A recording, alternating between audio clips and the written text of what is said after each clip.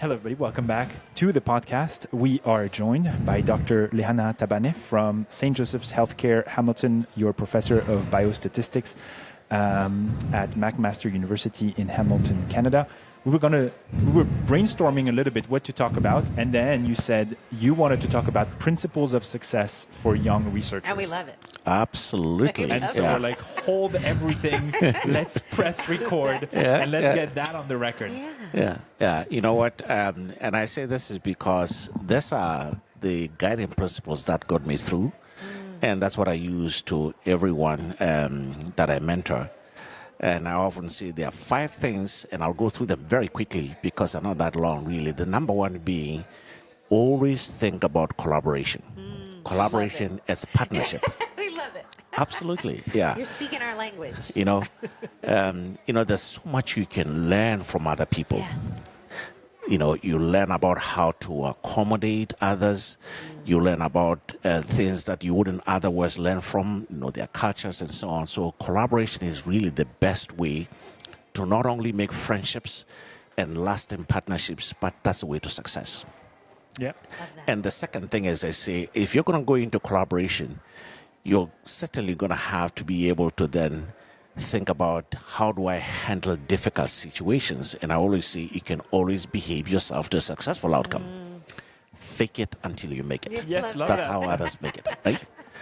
And, I learned this from one of my greatest mentor, David Sackett, who, when he came to McMaster in the 60s to establish a new clinical department in the medical school, he was a 32-year-old. He had never had an academic position. I asked him, did you know that evidence-based medicine, he was one of the founders, would become such a phenomenon? He says, no, I didn't. He's the one who had made that Venn Absolutely. diagram about the patient values, That's right. the evidence, and the clinical. And Dave Sackett said, I didn't know what I was doing, but I always behaved as though I did. I love that. Right? I'm sure he had a clue about what he's doing. He's a very bright man.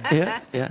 So that's the second one. And really the third one, which I also often tell people, I say, be kind to other people. So simple. It's amazing how kindness can open doors for you. So I often say kindness is about sharing. When we grow up as kids, our parents tell us and teach us how to share. But as people grow older, they stop sharing and stop not being kind to other people.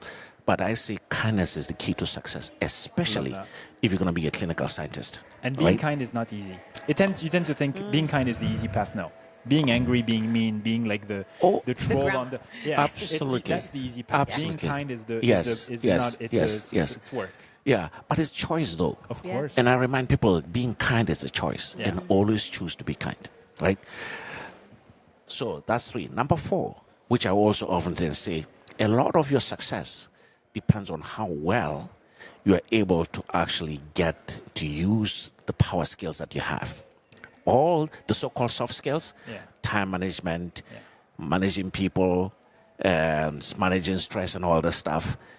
A lot of our success doesn't necessarily come from our technical training, but it comes from how well we're able to acquire all the other skills that are important for us to success. I actually think that's becoming more and more important in modern medicine, where we have all these other Absolutely. burdens. So I encourage almost, look, if you are an academic, a lot of your work is going to be judged by how well you can write, how well you can communicate.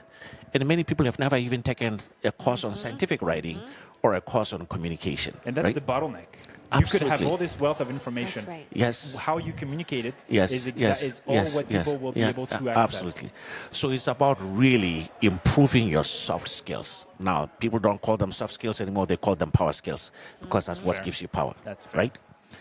And lastly, I say, get yourself a mentor. Right? It's amazing how talking to somebody who has been there, who's made all the mistakes, could actually shorten your learning curve. Sure. So I say, being deliberate to talk to somebody who's been there, who can actually take you under their wing, is the best way to actually get your career on the upward swing. Yep. So I say, there's 5 things. So clip that, people, and save those 5 tips. Absolutely. Yeah. Think collaboration. Be kind. You can always behave yourself to a successful outcome. Always, it's called positive thinking. Always think positively. And then we talked about improving your soft skills or power skills. And lastly, getting a mentor. Yeah. And now, are they ranked or do you have a favorite? Anytime. Any one of them. I say 5 of them. People have asked me before, I say, which one is the top? I say, all 5 are the top. You got to do them all. Yeah.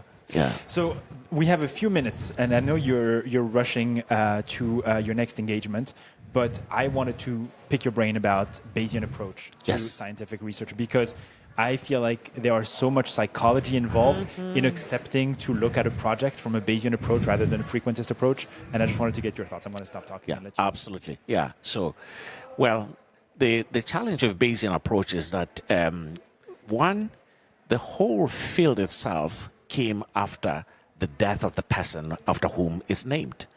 Thomas Bayes was a pastor, and statistical calculations and mathematics was a hobby for him. He never liked going to conferences, apparently, and he never published any of his work. And the paper that really led to the whole field of Bayesian analysis was published by his friends after his death. Wow. So that, as you can imagine, he was never an advocate of the field the way Fisher was about frequentist or classical statistics, right? So that's part of the problem. And of course, then after that, there came a lot of misinformation about Bayesian methods, relying on subjective prior informations and all that stuff, which is honestly misguided. Because the way we think about prior information when we do Bayesian analysis is no different from the way we think about modeling any data from any trial. We are thoughtful about it. We are deliberate. We are aware of the pros and cons of the different models. We assess goodness of fit. We do the same thing with prior. So really, Bayesian analysis method, it's a very, very viable approach. We have the tools now, we have the software, we have the computing mechanism to be able to implement it. But the problem that we still face is there's not enough people who are trained in Bayesian statistics to be able to help others design studies and analyze them and so on. And I think it might end up leading us to more interesting answers if we take this approach more consistently. What do you think about that? Well, the beauty of it is that it answers the question that we as investigators or as scientist community really want to have the answers to. Right. If we're running a trial, the question we're interested in is this treatment better than the control given the data from the trial? That's what we want to answer. But we won't get the answer to that direct question from a classical way of doing the analysis. But the Bayesian way actually gives you the direct answer to that question from the posterior distribution, right? So as you can imagine, one of the things we struggle with Bayesian, classical results, is people interpreting the output from classical results. People don't know how to interpret the p-value. People don't know how to interpret the confidence interval. Right. And the Bayesian analysis is easy to interpret because it gives you the posterior probability of the treatment being beneficial. Yeah. It gives you the posterior probability of the treatment being harmful.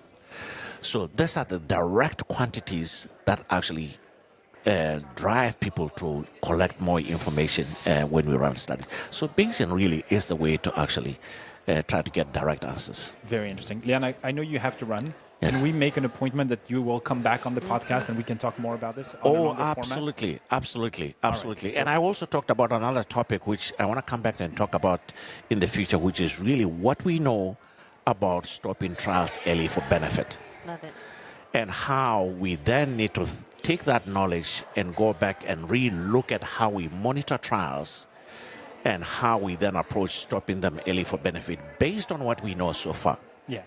Because what hasn't happened is we've put together the mechanism and the tools and the standards of monitoring trials, and we have stopping rules of benefit.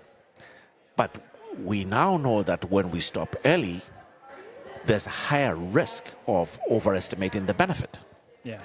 But what we haven't done is then take that knowledge of what happens when we stop early and then re-look at how we monitor trials and see whether there can be improvements, right? That's Very incredible. Yeah.